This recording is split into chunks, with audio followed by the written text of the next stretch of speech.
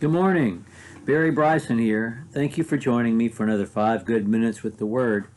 We are continuing our study of the Beatitudes by looking at the first Beatitude, Matthew chapter 5, verse 3. Blessed are the poor in spirit, for theirs is the kingdom of heaven.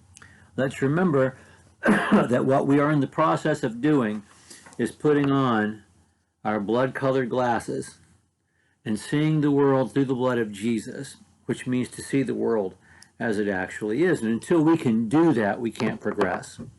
It's pointless for us to go on to try to master what is in the rest of the Beatitudes.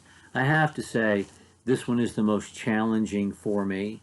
I'm not satisfied with my own understanding of it. I still think about it. I still pray about it. I still meditate upon it to try to figure this out. Blessed are the poor in spirit. He doesn't just say, blessed are the poor.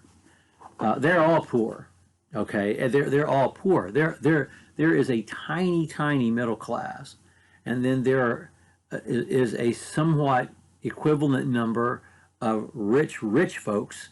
There's our rich folks, and then there's a tiny professional class, and then there are day laborers who literally live from day to day. And that's most of the human population. So they are all poor. But then below that level of poverty, there are the beggars. There are the people who cannot, earn enough to keep, the body alive as a day laborer, let alone support a family. And so they resort to begging. And that's what patokos means. That's the word, beggarly, someone who can't do it on their own.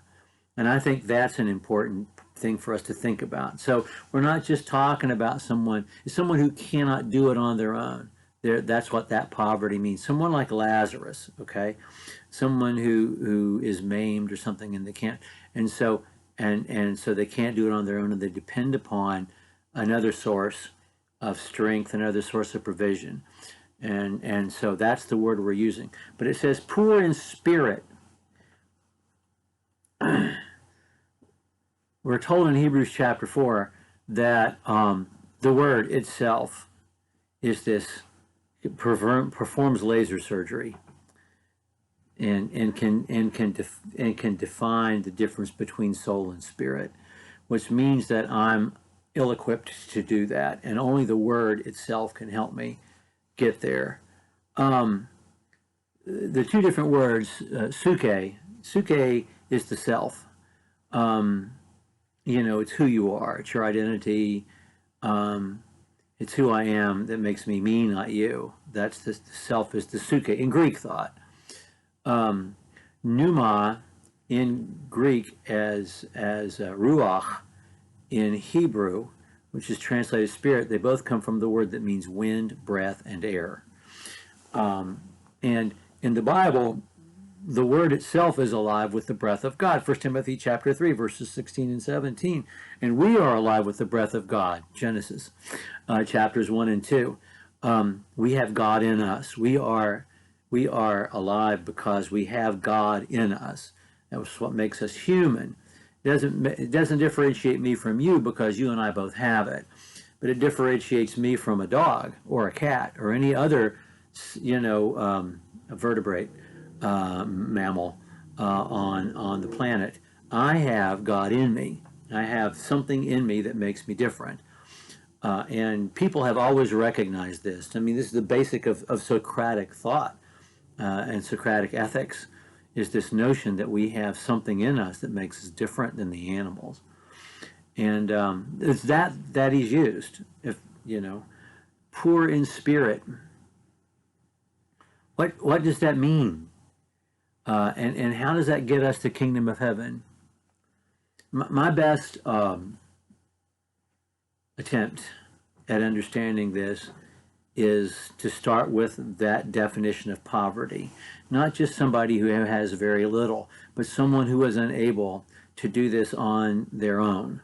Someone who is unable to provide for themselves. And the understanding that is exactly who we are. To see clearly through blood-colored glasses is to see this first, that I'm weak, but you're strong. that what Paul realizes in 2 Corinthians 11 and 12, when he says, I need you to fix this, and Jesus says, my grace is sufficient for you. What David understood in so many songs, I can't do this for myself. I need you to help, and I need you to help me now. My best take on this beatitude is that we start by understanding this fact. We are helpless and insufficient apart from God, apart from Jesus. And that the place to start is to understand that. But once we do understand that, things will organically follow and grow. And if we yield to those things that are organic and true, that God put in his design of the universe and in the design of the human being, then we'll receive the kingdom of heaven. Well, that's as good as I can do on that. We'll pick up with the next beatitude when I see you next time. Thank you so much for joining me for another 5 good minutes with the Word.